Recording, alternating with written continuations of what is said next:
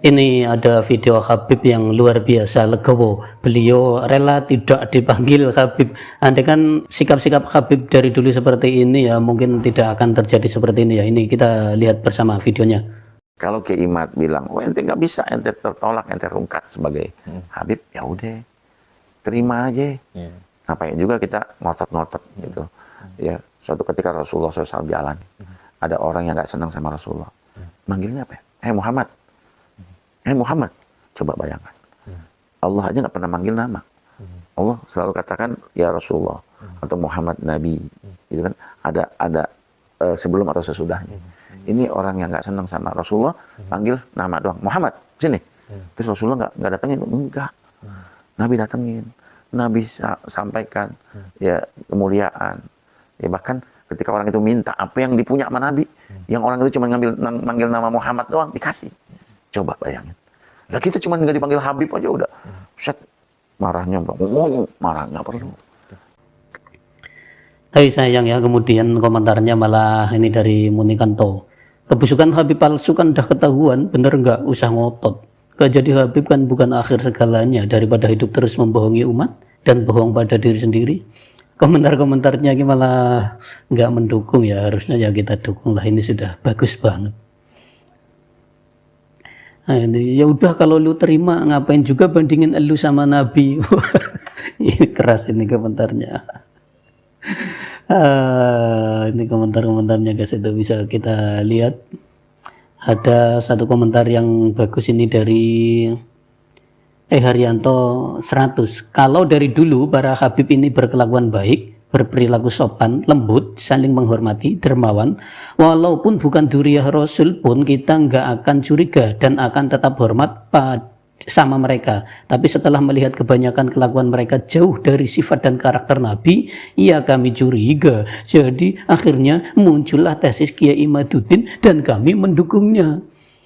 Ya sebenarnya tesis Kiai Imaduddin tidak sekokoh yang kita bayangkan ya, mungkin ya sebenarnya itu ya. Cuma karena masyarakat Indonesia itu sebenarnya dari dulu mungkin ini ya sudah muak, sudah bosan dengan perilaku orang-orang yang mengaku dzurriyyah Nabi ini.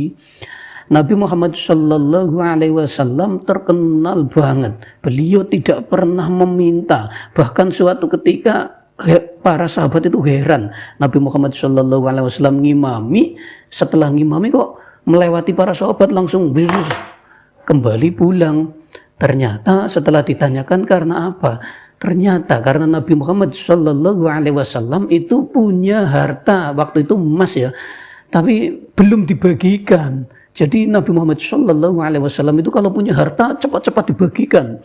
Pokoknya diberikan. Tapi ketika melihat para orang-orang yang mengaku cucu Nabi Muhammad Shallallahu Alaihi Wasallam dawir, loh kok ini perilakunya beda ya. Nabi Muhammad Shallallahu Alaihi Wasallam terkenal pemberi, kok ini peminta dan sebagainya. Kemudian Nabi Muhammad Shallallahu Alaihi Wasallam kepada umatnya itu rahmat banget, kasih sayang banget. Ini Habib kok gimana ini ya, kok malah mencicil teriak-teriak.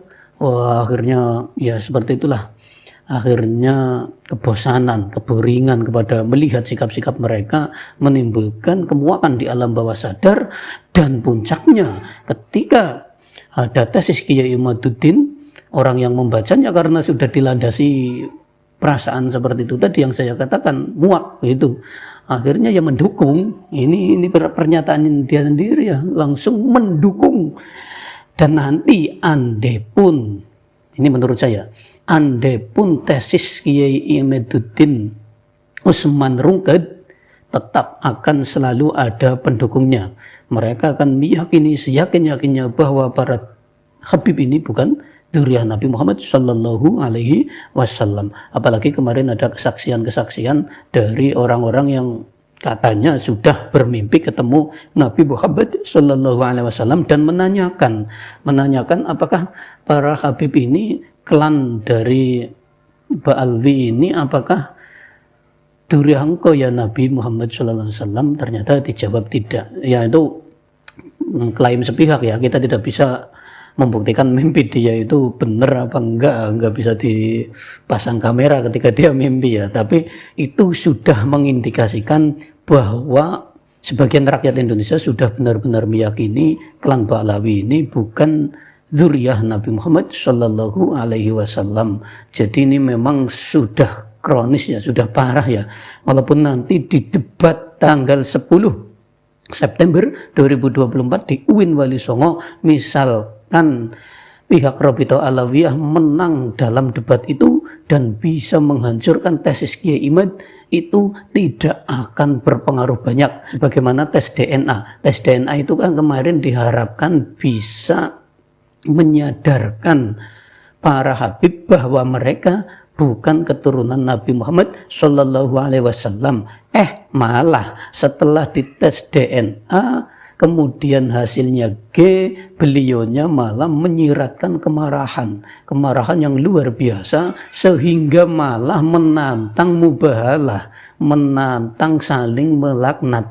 Itu kan sudah tingkat kemarahan yang paling ekstrim. Kalau di Jawa atau di Indonesia marah-marah itu paling ngomel gitu ya. Banting apa terus nantang tarung di ring gitu ya.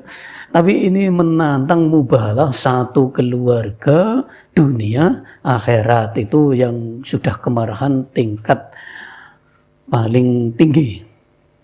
Jadi bagaimana menurut Anda?